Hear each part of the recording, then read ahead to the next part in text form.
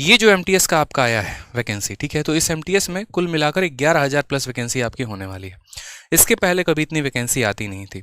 मैं शुरू से आपको कहता हूं कि देखिए 2019 में चुनाव हुआ और उसके बाद 2024 में चुनाव है, ठीक है, तो चुनाव के पहले गवर्नमेंट का जो है एक तरीके से कोशिश ये है कि हम ज़्यादा से ज़्यादा रोजगार दे पाएँ, ताकि एक तरीके से वो अपना ये लूपहोल को करेक्ट कर पाएँ। उनके ऊपर जो ये आरोप हमेशा लगता चला आ रहा था कि मोदी गवर्नमेंट ने वादा तो किया था कि हम 2 करोड़ रोजगार देंगे हर साल में, लेकिन वो पूरा नहीं कर पाए।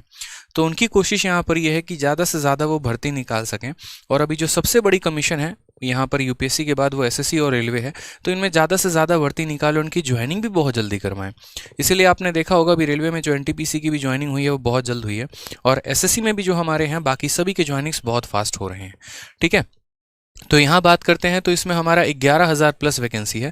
फॉर्म जो है आपका 18 जनवरी से स्टार्ट हो गया और 17 फरवरी तक आपका फॉर्म भरा जाना है, ठीक है। फॉर्म के बारे में थोड़ा बहुत और देख लीजिएगा, यहाँ पर नीचे पूरा ब्यौरा दिया गया है, कोई भी गलती आपको फॉर्म भरते वक्त नहीं करनी है, ठीक है। अब इस फॉर्म को कौन भर सकता है? एक मैंने ये भी सुना कि पीएचडी वाले फॉर्म को भर सकते हैं, तो भाई पीएचडी वाले फॉर्म नहीं भर सकते हैं, इस बात को समझिए।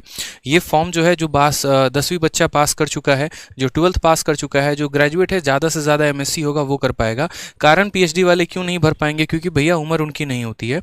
यहाँ पर जो है 18 से 25 साल वाले ही इस फॉर्म को भर सकते हैं, और मुझे नहीं लगता कि भारत में कोई 25 साल में पीएचडी कर लेगा, ठीक है। तो जो यहाँ फॉर्म भरा जा सकता है वो मात्र एमएससी वाले स्टूडेंट तक ही भर सकते हैं, और एमएससी भी बहुत रेयर, इतना वो एमटीएस भरने आएंगे नहीं, ठीक है। तो जो कंपटीशन है वो आपका, जो भी बच्चा सीएचएसएल का पेपर देता है और सीजीएल का पेपर देता है, लगभग यूँ समझ लीजिए उसका 70-80% बच्चा जो है एमटीएस का पेपर देता ही देता है। पिछले कुछ समय में एमटीएस का जो लेवल था वो काफ़ी अच्छा लेवल पूछा जा रहा था, अगर हम मैथ्स में देखें तो, क्योंकि जब हम लोग क्वेश्चन सेट करते हैं तो हम देखते हैं मेंस लेवल में उतने तगड़े सवाल नहीं रहते जितने कभी कभी एमटीएस में क्वेश्चंस पूछ लिए जाते हैं। हालांकि एसएससी की बहुत अच्छी एक पहल है, मैं शुरू से कह रहा हूँ कि आपका जो ये कोशिश है ये पूरा का पूरा सीईटी में लेकर आना है। अभी मैं आपको आज ही के दिन एक और बात अनाउंस कर देता हूँ कि देखिए सीजीएल चेंज हो गया, सीएचएसएल चेंज हो गया, एमटीएस चेंज हो गया, अगली बारी किसकी है? सीपीओ की, ठीक है। तो अगली बारी जो है मेरे भाई वो सीपीयू की है, और सीपीयू भी यहाँ पर क्या होगा, तुरंत ही अपने आप को इस पैटर्न पर बदल के लेकर आएगा। क्योंकि यहाँ पर मुझे नहीं लगता कि इस तरीके से जो ये अभी पैटर्न चल रहा है वो बहुत सही है कि इंग्लिश का अकेले 200 नंबर का मेंस लेकर उसके बाद जो है वहाँ पर आपको क्वालिफाई करवाना। तो इंतज़ार कोई बहुत बड़ा नहीं है, हालांकि इंग्लिश भी बहुत जल्द अपने लेवल पर आने वाला है। जो 200 नंबर का हमारा इंग्लिश होने वाला था वो भी अपने लेवल पर आ जाएगा, और ऐसा आएगा कि यहाँ पर बाकी सब्जेक्ट को भी इक्वल वेटेज देके मेंस में वैल्यू दी जाएगी। बात यहाँ पर सब्जेक्ट की लड़ाई नहीं है, बात यहाँ पर कैंडिडेट की भलाई के बारे में बात है कि यहाँ पर एक कैंडिडेट कैसे अब सिलेक्शन ले सकता है। जिस तरीके से हमारा पैटर्न बदला है और जिस तरीके से यहाँ पर रुझान आए हैं, ठीक है, एक तरीके से, तो अब यहाँ पर हम कैसे सिलेक्शन ले पाएंगे। अगर मैं मानो कि एक स्टूडेंट हूँ, 10वीं पास मैंने किया है, तो मेरा एमटीएस में सिलेक्शन कैसे हो सकता है, ठीक है, और क्या क्या जो मेजर चेंजेस हैं, हम सारी बातें करेंगे अगले 5 मिनट में, मैं आपको पूरा क्लियर अप करूंगा। तो एमटीएस के बारे में जो सबसे पहला चेंज आया, पहले क्या होता था कि जिस तरीके से सीजीएल और सीएचएसएल का आपका पेपर होता था, प्री का पेपर होता था, चारों सब्जेक्ट आपके पूछे जाते थे, अभी भी उसी तरीके से चारों सब्जेक्ट का पेपर होगा। लेकिन पहले जो है वो आपका टोटल नंबर उनमें काउंट होते थे, अब उनमें जो है थोड़ा बहुत चेंज आया है। और चेंज के बारे में अगर हम बात करते हैं यहाँ पर, ठीक है, तो चेंज वाला पेज कहाँ है, कितना नंबर पे है?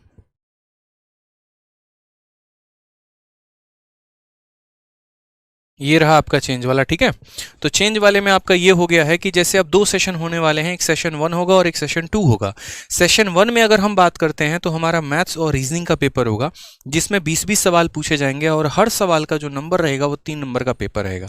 45 मिनट का ये पेपर होगा। अगर आपको पता होगा तो सीएचएसएल और सीजीएल में ये पैटर्न ऐसा है कि इनके 30-30 सवाल पूछे जाने हैं 1 घंटे के अंदर में, ठीक है। अब यहाँ पर बात करते हैं सीजीएल के मेंस में और आपके सीएचएसएल में। अब यहाँ पर बात करेंगे तो जैसे जनरल अवेयरनेस हो गया और इंग्लिश लैंग्वेज हो गया, इनके 25-25 क्वेश्चन पूछे जाएंगे। वहीं सीजीएल मेंस में इसके 45 और इसके 25 क्वेश्चन है, ठीक है। और ये हमारा टाइमिंग कितने का रहने वाला है? तो 45 मिनट का ये हमारा टाइमिंग रहने वाला है। जो पेपर 1 है वो क्वालिफाइंग है, यानी इनके नंबर नहीं जुड़ेंगे और साथ में इनमें नेगेटिव मार्किंग भी नहीं होगी। तो यानी पूरे के पूरे आप यहाँ 40 सवाल अटेम्प्ट करके आ सकते हैं बिना किसी डर के, बिना किसी हिचक के, ठीक है। और बात करते हैं जनरल अवेयरनेस और कॉम्प्रीहेंशन के बारे में, इंग्लिश के बारे में, तो भाई अब इन्हीं के आधार पर मेरिट डिसाइड होने वाली है। ऐसा क्यों किया गया है, इसका कारण एक और भी है। असल में क्या होता है कि मैथ और रीजनिंग जो होता है वो हाईली स्कोरिंग सब्जेक्ट होता है। लगभग हर बच्चे का उसमें स्कोर जो आता है वो बराबर से आता है, थोड़ा बहुत ज़्यादा रहता है, इनमें कोई बहुत बड़ा डिफरेंस नहीं आता है। पहले भी जो कट ऑफ डिसाइड होती थी लगभग यूँ समझ लीजिए कि इन दो पेपर के आधार पर होता था, जिसमें जीएस सबसे बड़ा किंग मेकर होता था। मैं शुरू से कहते आया हूँ कि जीएस किंग मेकर था, जीएस किंग मेकर है और जीएस किंग मेकर रहेगा, इसको कोई नहीं बदल सकता है। और अभी भी जो वैल्यू है इनकी इन दो सब्जेक्ट में आ गया है कि यहाँ पर इन दो सब्जेक्ट के आधार पर कट ऑफ डिसाइड होगा। हालांकि इंग्लिश में एक और जो है वो नुकसान हुआ, वो ये हुआ कि आपका डिस्क्रिप्टिव को हटा दिया गया कंप्लीट तरीके से, जो वैल्यू दी जा रही थी डिस्क्रिप्टिव को वो खत्म कर दी गई है, ठीक है। और ये एक बहुत अच्छी पहल है, क्योंकि पहले क्या होता था कि आपके डिस्क्रिप्टिव के आने के पहले इंटरव्यू होता था। इंटरव्यू में भी यही पक्षपात थोड़ा सा रहता था। यहाँ पर कोई कैंडिडेट पढ़ने में बहुत अच्छा है लेकिन वो इंटरव्यू में परफॉर्म सही तरीके से नहीं कर पा रहा है, तो उसका पूरा करियर खत्म हो जाता था वहीं पे। और मुझे नहीं लगता कि ग्रुप बी और ग्रुप सी जैसे पोस्ट में इंटरव्यू की आवश्यकता है। तो मोदी गवर्नमेंट के आने के बाद ये एक बहुत अच्छा पहल हुआ कि उन्होंने इंटरव्यू को ग्रुप बी और ग्रुप सी पोस्ट से खत्म कर दिया।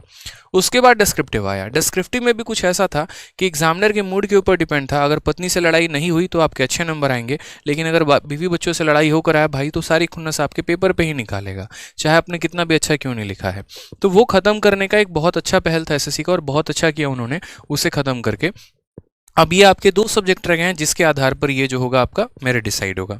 इसमें एक और बात को ध्यान देना है, तो मतलब यहाँ पर ये फालतू के सब्जेक्ट दिए गए हैं क्या? अगर इन्हीं दो पर आधारित होगा मेरिट, तो नहीं है, ये क्वालिफाइंग है। अगर आप इसे क्वालिफाई नहीं करेंगे तो आप तो पहले ही छट गए भाई, ठीक है। तो इसे क्वालिफाई करना बहुत जरूरी है, ठीक है। और ये सिर्फ और सिर्फ एमटीएस के लिए है, लेकिन क्वालिफाइंग सीएचएसएल और सीजीएल के लिए नहीं है, टेंशन मत लो। वहां पर अभी भी मैथ्स और आपका रीजनिंग का वही रोल है जो पहले था, तो ये बहुत इंपॉर्टेंट है। इतना जो सिलेबस है आपका वो दिया गया है। इसके बाद जैसे मान लीजिए फिजिकल टेस्ट होगा और वो उन लोगों के लिए होगा जो हवलदार की तैयारी करेंगे। उसके बारे में यहाँ पर पूरा जानकारी है कि 1600 मीटर 15 मिनट में भागना है और ये सारी बातें यहाँ दे रखी है, ठीक है। तो ये सारी आपका जो है वो नोटिफिकेशन है।